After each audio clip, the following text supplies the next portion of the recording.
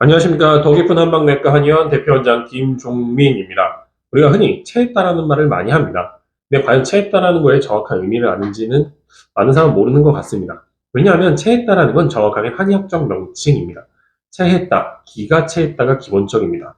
기라는 건 우리 몸이 돌고 있고 장기의 운동을 시켜주고 우리 몸의 수액을 대사를 해주는 게 기라는 게 있는데 그 기가 어디 가다 막히는 겁니다. 그럼 기가 어디서 막혔을까요?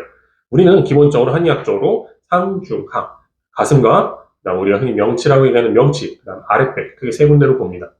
그래서 기는 위와 아래를 회전하면서 돌게 되어 있습니다. 그래서 가슴과 아랫배에서 기가 회전을 해야 되는데 그 중간에 통로 역할을 하고 있는 명치가 중초라고 해서 가운데가 됩니다.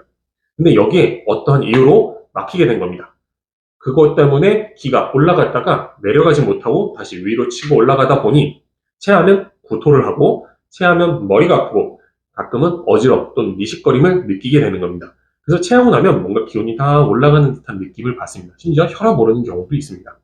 그래서 체했을 때는 뚫어내는 거 하게 되고 그때 많이 쓰는 혈자리가 사관혈이라고 해서 우리가 흔히 뭐 많이 체하면 꾹꾹 누르는 자리 있죠. 여기 합곡혈들을 자극시켜서 내리는 방법도 있고 호프 마사지 등이 있고 특히 증상이 요 명치 끝에서 나타납니다. 근데 아까 제가 기가 체한다고 했는데 그 원인이 뭐가 있을까요? 기라는 건 기본적으로 우리 기분, 우리의 감정이나 이런 거에 많은 영향을 받습니다. 그렇다 보니까 정신적으로 스트레스를 많이 받으시면 기가 돌다가 멈춥니다. 그걸 기체라고 합니다. 그리고 그거 말고 우리가 밥 먹고 그 상태에서 내려갔는데 아까 분명히 기운이 울체돼서 기가 막혀 있고 장기 운동이 떨어져 있는데 그 상태에서 밥이 들어가면 위장에서 당연히 체하겠죠. 음식이 걸릴 겁니다. 그걸 식체라고 합니다.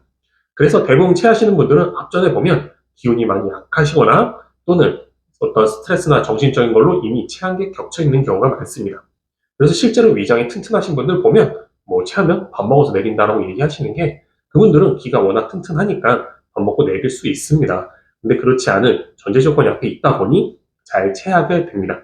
그 외에도 우리가 기가 돌다가 생기는 노폐물을 담음이라고 하는데 그 담음이 많은 경우에도 기가 잘 체하게 되고 그 외에도 실은 좀 큰 연관은 아니지만 좀 멀리 떨어지지만 어혈 같은 거에 의해서도 연관성을 가지고 기가 체하기도 합니다.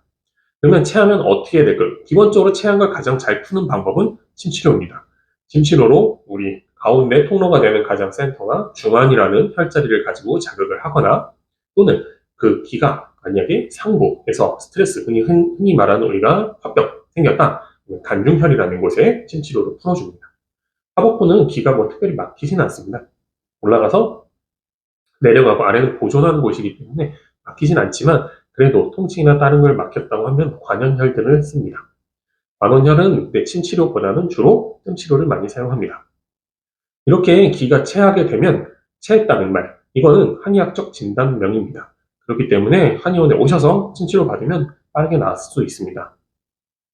그리고 그 우리가 얘기하는 담음, 우리가 담적이에요, 담결려요 라고 하는 것도 이 기의 순환이 어디 가서 막혀서 그 기가 다니는 통로에 생긴 찌꺼기를 담이라고 하기 때문에 우리가 흔히 담결렸다고 하는 것도 기가 물체되는 겁니다.